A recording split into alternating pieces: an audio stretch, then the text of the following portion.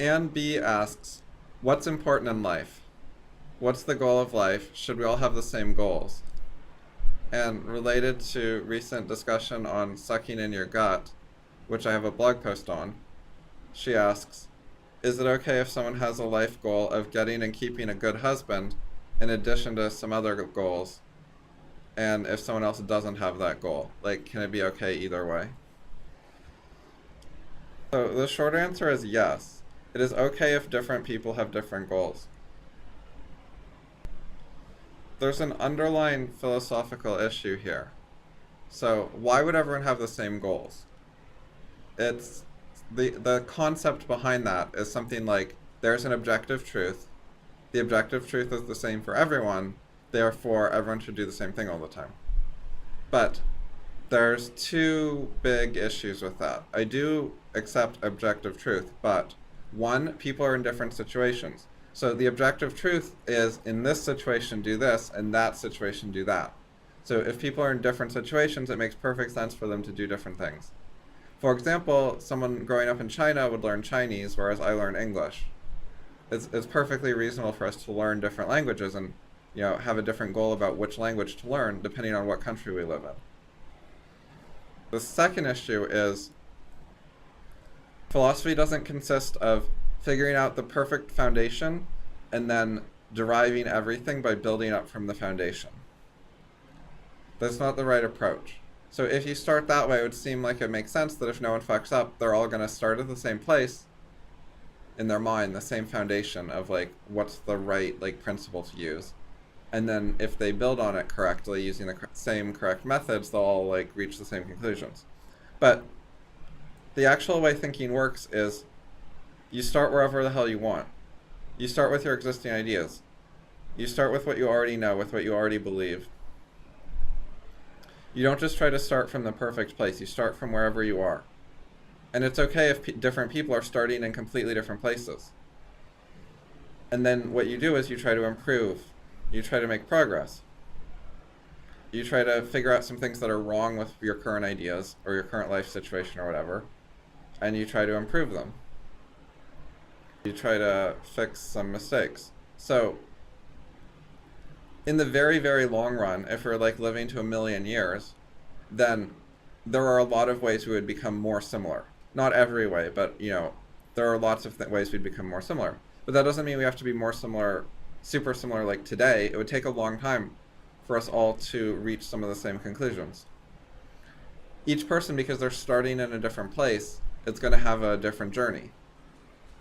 And that's not even including the part where people are going to disagree. So in the long run, because there's a truth, people are to some extent going to converge on the truth because it's the truth and they're all looking for the truth. So that'll create some agreement. But it's very easy for people to make mistakes or to have different information available to form their judgments from, or to not see eye to eye because they're in a different situation in some subtle way that they don't communicate about. There's plenty of scope for diversity.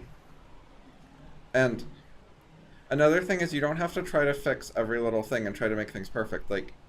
That's the wrong perspective. People think, oh, I care about the truth, I'll try to get every little detail right.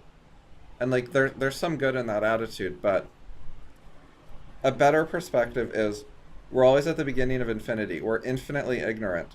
We're making tons and tons of mistakes. There's so many things that could be better.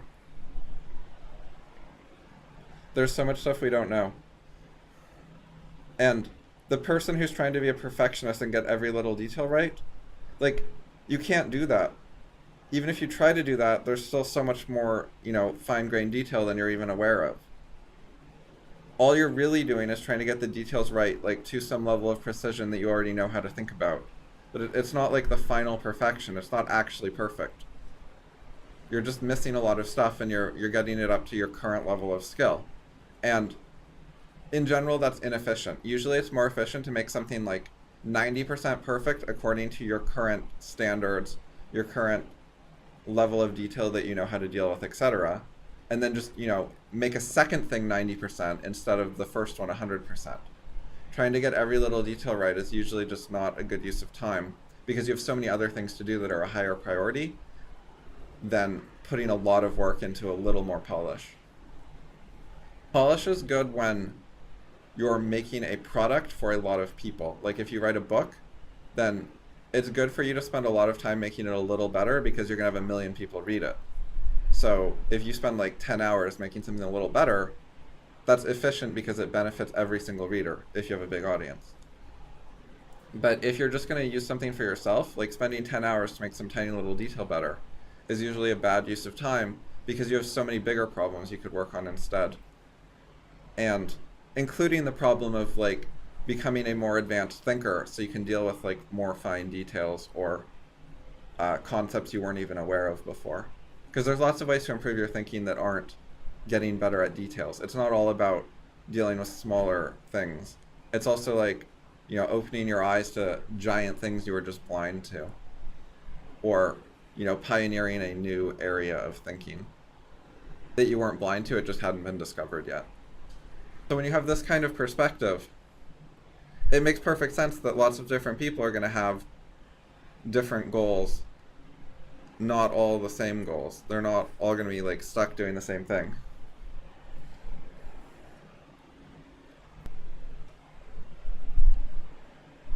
As far as what's important in life, or what the goal of life should be, basically progress, and that means fixing errors. Find mistakes and fix them. Make things better. Plus, you know, whatever goals you already have are okay, unless they're not okay, in which case improve them. But like, if you have goals and you don't see anything wrong with them, you can proceed with them. And if you do find out something wrong with them, then try to improve them or change your goals. But it's not like there's just this one goal and I tell you it and you're like, oh, that should be the goal of my life. Like, you already have goals. You should use them. And if you see something wrong with them, then work on changing them. If you're looking for more of a deep life or an intellectual life, or, you know, if you think there's something a bit missing and you're not quite sure what it is, then you can try to make intellectual progress. You can try to learn how to think well and how to communicate well and how to argue well, what arguments should be persuasive or not, how to judge ideas, which ideas are good or bad. Those are good things to learn about. They're useful in a very practical way for like helping solve your problems or even figure out what your problems are, or be able to brainstorm potential solutions to problems. Because a lot of people figure out a problem and then they just sort of get stuck, they draw a blank, they don't know what to do, they don't really have any idea what to do about it. So that kind of very general purpose skill is great. Because a lot of people's lives, like, they're making big mistakes and they don't realize it, and they sort of spend their whole life on a mistake. So that's sad. So being better at thinking and judging ideas and arguing and, you know, thinking of criticism and seeking out criticism from others and stuff like that will help avoid mistakes like that. But also, like, you have to understand how to pursue a goal, and you have to be emotionally okay with that. And you have to like see how it fits into your life and stuff. Goals aren't as simple as like a one sentence statement of a goal, like, I'm gonna learn physics and be really good at physics. Like, the actual goal that you would actually use in your life is much more sophisticated than that. And it involves having some concept of what kinds of things you're going to do and what your life is going to be like and how you're going to enjoy it and why it's gonna be okay with you and how you will feel about doing that rather than some other things that you also were interested in, and so on and so forth. Like, it takes a lot of thought to organize a life, and you have to have goals that actually work in your life. Not just like, oh, that goal sounds good, I will now make it my goal. Like, you have to actually figure out how to put it into your life if it's going to work for you. So I can tell you some things are important, like reason and truth, but that won't do you a huge amount of good. You've probably heard that before anyways. You need to actually figure out how to fit it into your life, how to get from here to there. You know, if you're open to that kind of thing, then I do recommend like working on figuring out how to have a more intellectual life, how to learn more stuff and enjoy learning and that kind of thing. But you're going to have to figure out step by step how to make adjustments to your existing life And it's going to be a gradual process over a long period of time, and you will quit or give up unless you're having a good time and you like it. So you can't, force yourself. You can't do things you don't want to do, or it just won't work out.